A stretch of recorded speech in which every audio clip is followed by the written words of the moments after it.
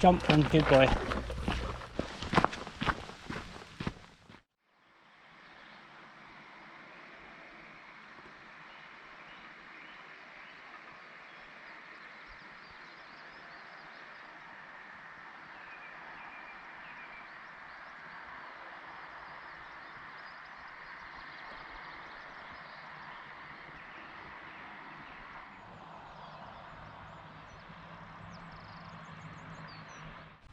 Good morning. I've walked over, well, just over half a mile. It's worth just doing that, just for this view alone, you know. A mile round trip from a lay-by on the 84, and you get a view like that. So I actually recce'd this route we're doing today at the start of it, doing a little run. Was it last week? After work I came up here in the evening, explored this track to see if I could get over the other side to the quieter glen. So yeah, that's why I'm doing this today, because it looks good. So when I ran here the other day to recce this route up into the hills, the views just blew me away, because I'd never been up here before. I wasn't expecting much. I had my phone camera with me, so I tried to capture what I was seeing on that. I was totally buzzing. Obviously high with running. I mean, I'm still trying to do a bit of running. My knees no great, but I just miss it, you know. Me and Finn were also out running 2 nights ago. We went up a nearby Corbett called Craigmore, and that was beautiful too. I mean, arguably I shouldn't be running at all with my knee being the way it is, but I guess I'm a bit of an idiot. Guess I'm a bit addicted, you know, because I do miss it.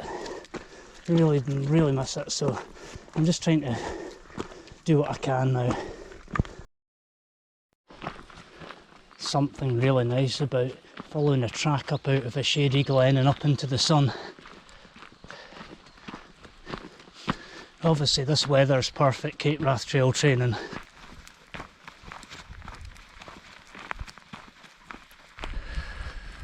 So that's 2 miles done. We've climbed 330 metres, and I do feel good actually. I'm actually carrying pretty much the actual kit I intend to carry on the trail, apart from food. So today isn't about getting in huge miles, I've done all that. It's about trying out the camping kit. I'm not going to spend the night in the tent, but I want to at least go through the ritual of putting the tent up and getting all the stuff out and then packing back up again.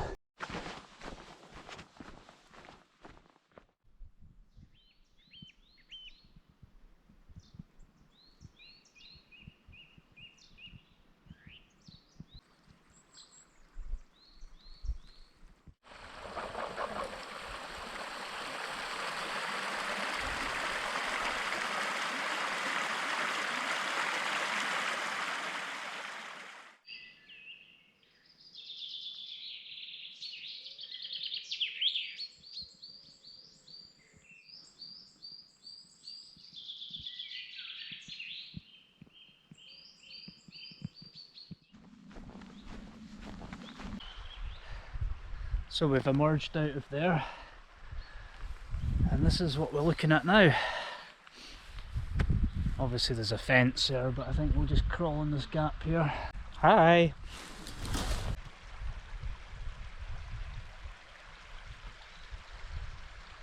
I think I'll try putting the tent up round here.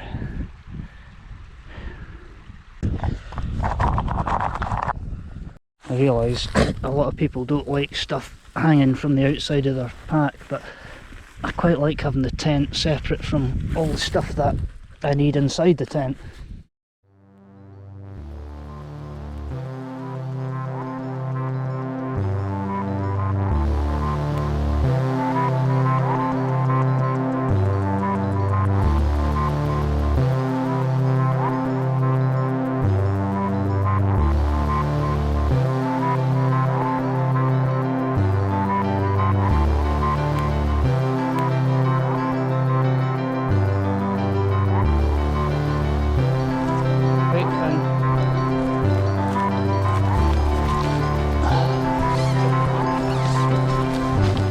yourself at home, eh? Good night. So I've packed all my sleeping gear in one thing. And trousers for the evening. Thermal. Pants, socks for the evening. A pillow. And of course, a sleeping bag.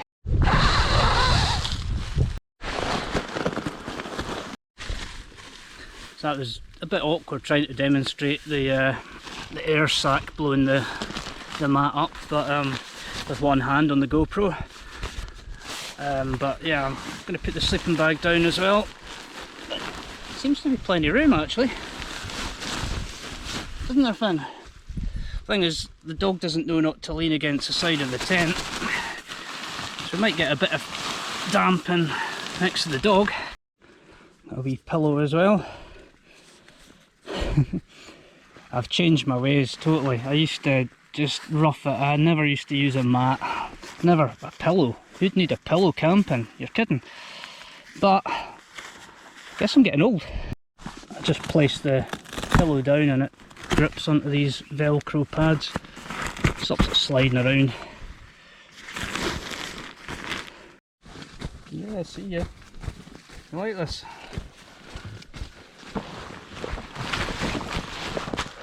So there we go. Falling off it. This will be fun. So that's it, everything packed back up. Empty tent. It's the last thing to go. I don't intend to have to open that again.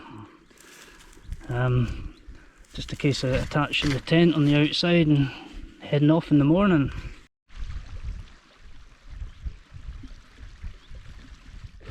And again, packing it away. Probably just a case of leaving a couple of pegs in on the wind side of the tent and taking the poles out, flipping it over and rolling it up. These are handy wee straps just for getting the size down at the end.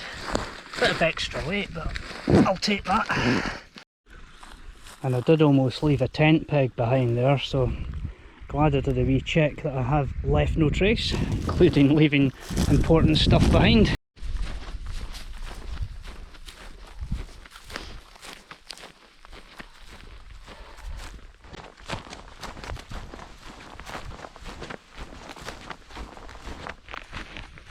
So I do realise tent choice is a very personal thing. So just to give you a bit of background and why I've made the choice I have.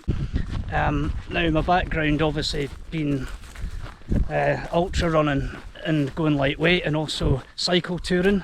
Well, cycle touring I used an MSR Zoid 1, which is it's basically just a posh bivvy really. But I use that for cycle touring in New Zealand and Canada and the States. And that was perfect for that. However, when I got back to Scotland, I used it on a trip in Knoydart with my dad and a pal. Scotland's a completely different beast, and the type of tent you want to use in Scotland is probably a completely different type of beast. Well, I moved on from that to a VOD Hogan Ultralight. That's about 10-12 years old now. I think they make something similar still, like a dome shaped thing. Now it was a fantastic tent, really light, you know, 1.6 I think it was. But the flaw with that in Scotland is you put the inner up first, and it was complicated, like poles that went across each other, and see when it was blowing a hoolie, which it generally is in Scotland, trying to get the fly sheet on the bloody thing, ended up suffocating in it. So anyway, I did a bit of research and saw what other people were using on YouTube videos and figured, you know, it definitely is a personal thing, because for Scotland I kind of would quite happily carry a bit of extra weight and have a bit of extra shelter. You know, I don't want a drafty place.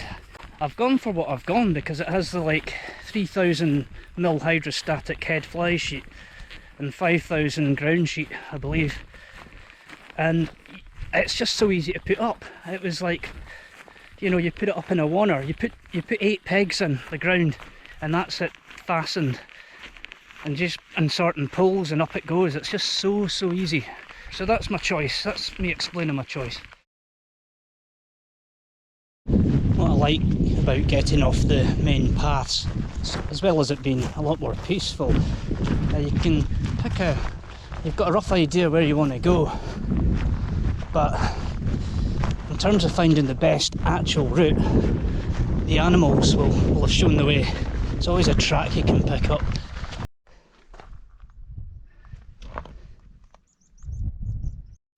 Where there's a will, there's a way.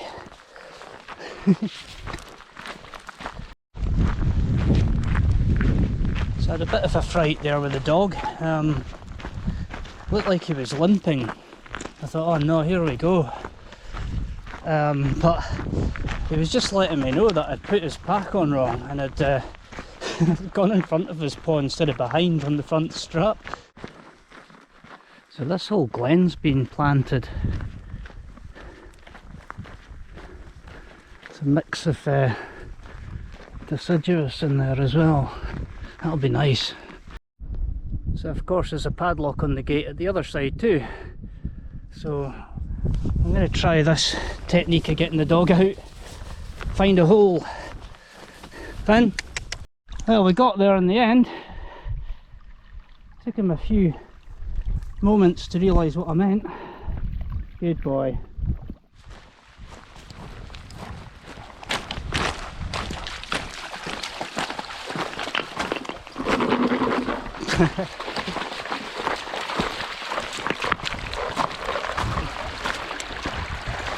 Across. Good boy. That's a word I use for roads, but you seem to know what I meant.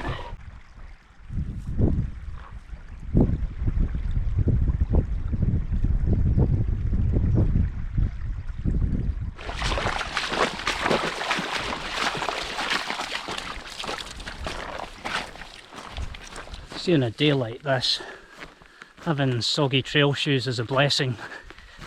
I've pretty much decided I'm going to take trail shoes and not revert to boots for this trip. We'll see.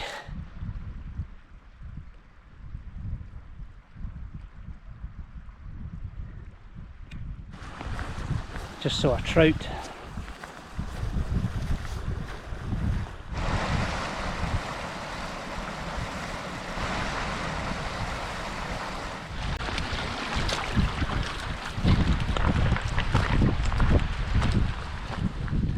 So when I did my big training walk around the summits a few weeks ago, we were just up on that ridge there. That's the ridge up to Stook. So it's probably less than a mile away from where I'm sat. But this is a completely different feel down here. It's like a completely different place. That's what lockdown's been a good teacher for, showing you how much variety there is next to your house, really.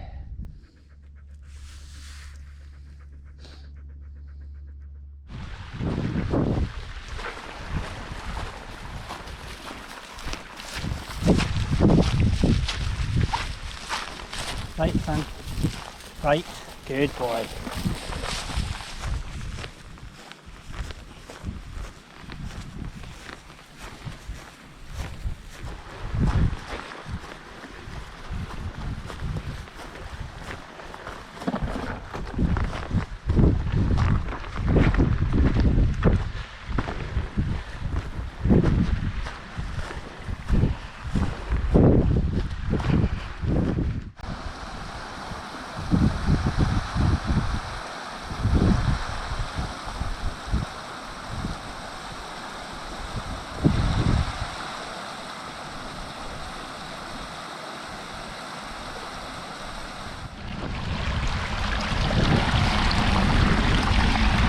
Beautiful.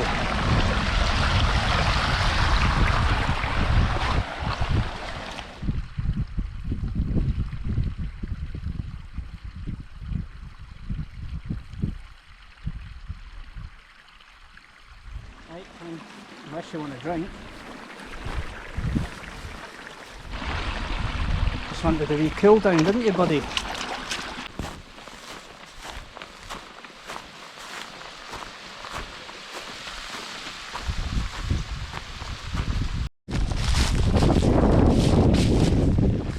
So that's us 9 miles into the hike now. Climbing up onto the pass here, then down into Glen Ample and back to the car.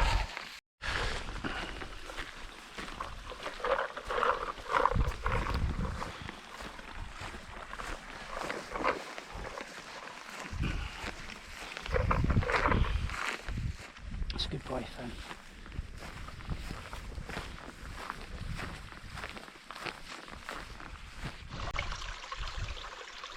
Bit warm, aren't you, Finn? That's what's nice about following these burns up.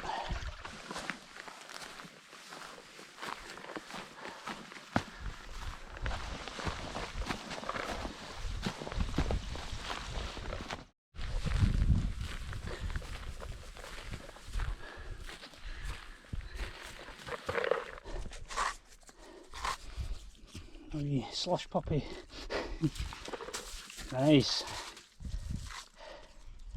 Perfect for you, Finn. That's a Beinn up there. Lovely spot.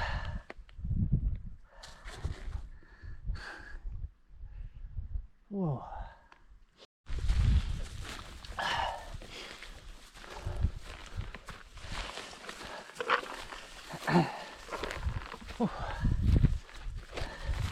Where are we at?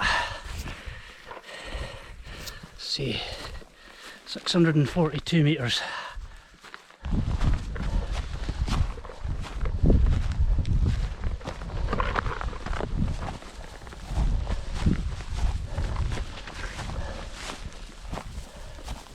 There we go.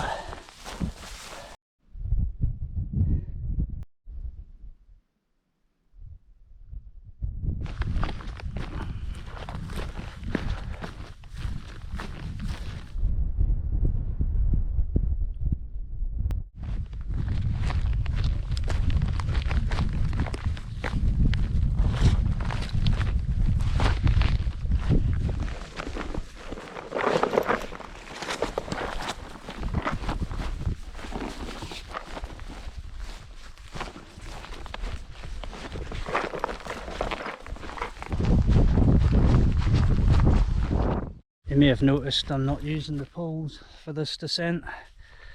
I've kind of found that when attached to the dog they're no the best. It's not ideal. I'm still going to take them for sure, especially for when I don't have the dog, and mostly for river crossings, I guess.